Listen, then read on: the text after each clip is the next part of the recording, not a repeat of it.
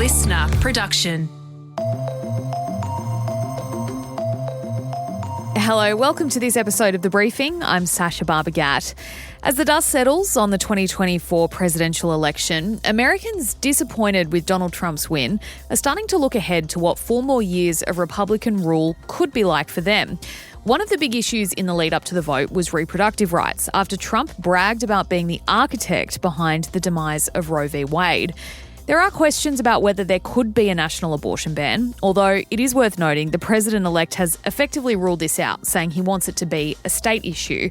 That's of little comfort, though, to the women living in red states right across the US, and when far-right influencers like Nick Fuentes go viral for saying this. Men win again. And yes, we control your bodies. Hi, I'm your Republican congressman. It's your body, my choice. You can't blame people for being on edge. In response, some women are swearing off men altogether and are threatening to join what's called the 4B movement. 4B movement. The 4B movement. The 4B movement. For the next 4 years, I am going to abstain from schmex with men. Like so many other women in America who have been considering trying to get pregnant, I woke up today and said, nope. Not anymore. It was born in South Korea, where feminists have broken away from the very strict gender roles forced upon them by society and are choosing to abstain from dating, sex, marriage, and having kids. Are we about to see the Western world embrace the 4B movement in response to Trump's victory? It's probably too early to say. But what we can look at is how it has played out in South Korea. In today's deep dive, we bring you an episode we did back in April with Sydney University Korean Studies lecturer Su-Kyoung Hwang. She broke down exactly what the movement is and why it's gained popularity. Here's that ep again as 4B goes viral in the US. So 4B movement is a radical feminist movement, especially among young women in their 20s. So this movement started around 2018 in online forums. So these women are often anonymously active in online forums, and they made a suggestion that they're going to break out of the shackles of womanhood in Korea, the traditional womanhood. And you can see this movement coming from a digital native generation. So they are born into the internet world, unlike the women in their 40s. And the number really is your guess. You might get several thousand to tens and thousands, some say 50,000 plus, because a lot of them are anonymous. We don't know how many of them are reading it and how many of them are practicing it in their lives. So some of these women do get together in protests, physical protests in the squares and various places, universities. If you look at the definition of 4Bs, B is a Sino-Korean word or a Chinese-Korean word referring to no or non.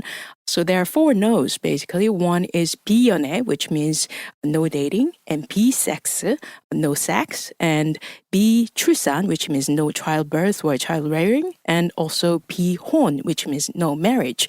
So these women are refusing to do all the 4 things that are basically expected from traditional Korean women. Initially, their view was to just not get married and not give birth, because it's burdensome.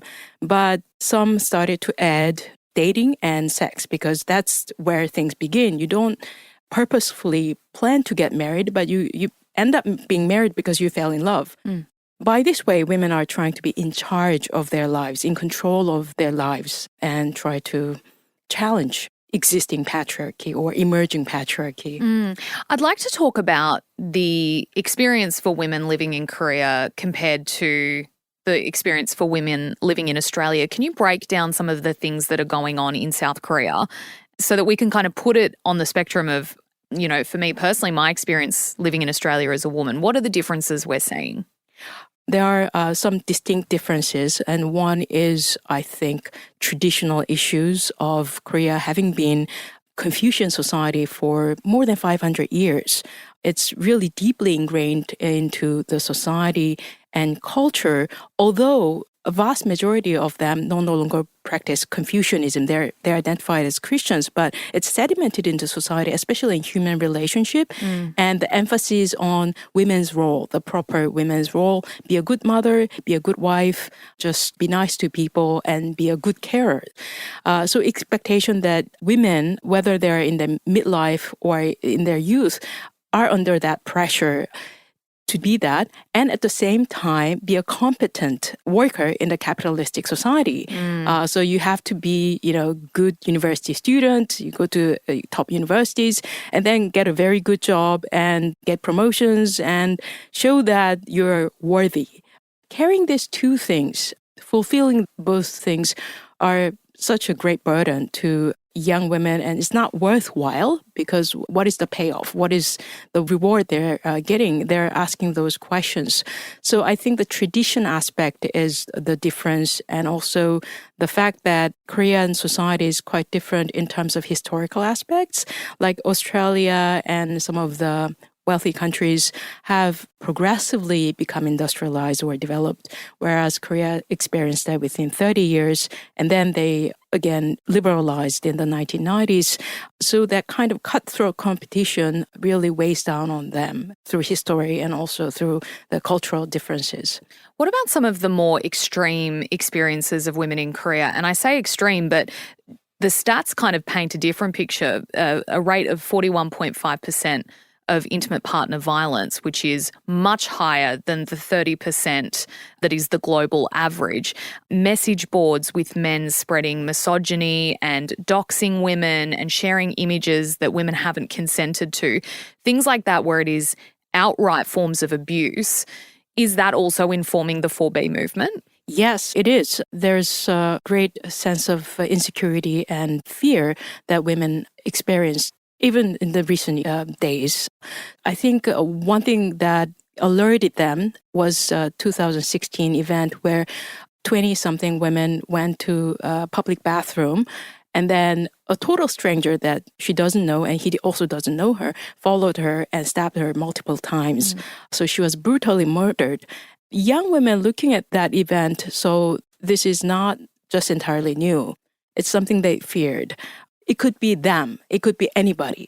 So they started to rally for the victim for commemoration and pay close attention to the legal proceedings. But another issue is that you get internet kind of misogyny. You're not really getting it from face-to-face experience. People are polite. It's a very polite society.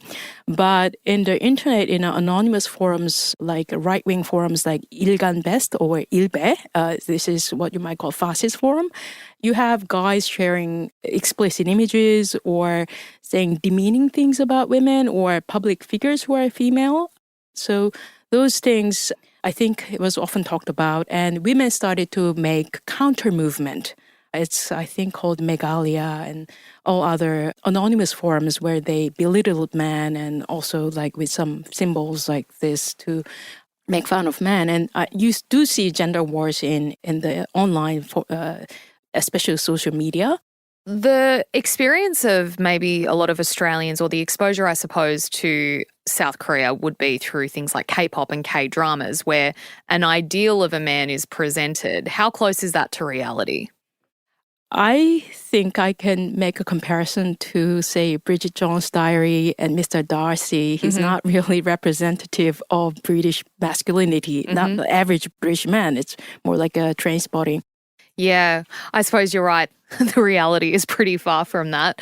Look, Korea already has the lowest birth rate in the world. It's a 0.78 rate of births. That was a figure that surprised me when I read it. Is the 4B movement, which includes no sex and no childbirth or child rearing, is that having an impact on the birth rate, or were we seeing this well before the 4B movement? 4B movement is just 5 years old. It's less than 10 years old. So quite a lot of people are not even aware of it. You might say it has some impact, but it's too recent to judge. What I like to focus on is also the fact that the refusal to have family or get married and have children exists in men too. The younger men of the generation, the whole generation is called give up Nthing's generation, Npo 세대, because it's, expensive to raise children in Korea. Korea is a very competitive society. The economy is not doing as great. It's low growth society similar to Japan. So younger generation men and women have been feeling the pressure to live up to the older generation, but they're going to be poorer than them. And I think you can see something similar happening in Australia. So I think they both prefer not to do this. And you don't only see it in Korea, but you also see it in Japan and to an extent China. So it's more of a contemporary culture, but I think Korea stands out because of the extremely low birth rate and the sense of extinction of the nation or the country due to the low birth rate. So what's the government doing then, not only, I suppose, in response to not in response to the 4B movement, but I suppose in response to this growing sense among young people that it's kind of, what's the point in reproducing? Also, in terms of things like domestic violence in Korea, is the government having a response to any of this? Oh, they're trying to actively respond to it. But I think it doesn't make younger women happy. It doesn't really uproot or touch the essential problem, the core of the problem. So some of the proposals that government laid out in the past was to make it easier for women in workplace to request breaks after childbirth, maybe 1 year, maybe half a year. And they also try to give money to families having more than 2 children. But a lot of women feel that this is not simply about childbirth or marriage because they think that the government still sees women as something like baby-making machines. Like they're worried about the children not being born rather than how women feel about the quality of their lives. Do you see longevity in the 4B movement? Is it going to go from strength to strength? Is it going to get bigger? Any sense of that? I'm not in my 20s, so it's hard for me to really predict that. I did talk to my student yesterday, and she is New Zealander who studied in Korea for 2 years and went to Korean universities. And she said this is very pervasive, and people are going to hold back or keep the 4B movement for some time or indefinitely because 4B movement, although it is a feminist movement, a radical feminist movement, you do see some kind of equivalent among younger men too. They don't see marriage as necessity. They don't see childbearing as necessity. And sometimes they forgo sex or dating. Some people find that cumbersome or too burdensome because it leads to the remaining 2. I think one-person family is becoming a dominant family structure in South Korea right now. So based on that trend, it may take years or decades for the 4B movement to phase out because this is at one point radical but also silent, anonymous movement. You don't have to state it. You just live that way. It's a fascinating discussion, Su-Kyoung. Thank you so much for joining us today and for sharing that insight. Thank you for having me.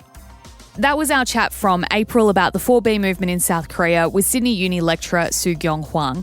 And that is it for this episode of The Briefing. If you enjoyed listening to it, we'd love it if you could share it with someone who might also enjoy having a listen. And if you want to keep up with our other content, we're on Instagram at The Briefing Podcast. You can also check us out on TikTok and YouTube. Search Listener Newsroom. Don't forget to follow, like, subscribe, comment, all that good stuff.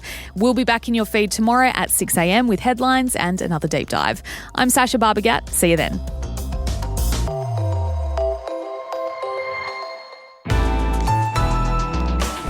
Listener.